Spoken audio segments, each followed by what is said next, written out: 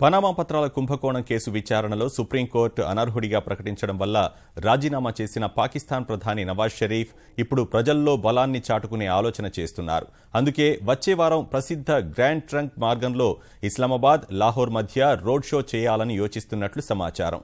ప్రధాని పదవి కోల్పోయాక ఇప్పటివరకు లాహోర్కు వెళ్లని షరీఫ్ తీర్పు వెలువడిన సమయంలోనే రోడ్ షోకు సిద్ధమైన న్యాయ వ్యవస్థతో ఘర్షణ వైఖరి వల్ల ఇబ్బందులు ఎదురవుతాయని పార్టీలో సీనియర్లు చేసిన సూచన మేరకే వెనక్కి తగ్గారని తెలుస్తోంది.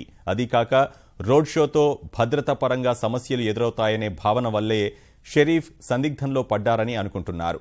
ఇది కూడా రోడ్ షో ఆలస్యానికి ఓ కారణమని సమాచారం. తీర్పు తర్వాత ముర్రీకి వెళ్లిన షరీఫ్ వారం తర్వాత ఇస్లామాబాద్ చేరుకోగా ఆయన మద్దతుదారులు భారీగా స్వాగతం పలికేందుకు వచ్చారు.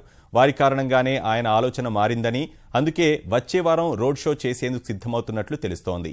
పార్టీ కార్యకర్తలు గ్రాండ్ ట్రంక్ మార్గంలో నగరాలు, పట్టణాల్లో బహిరంగ సభల్లో మాట్లాడాలని పట్టుబడుతున్నట్లు సమాచారం.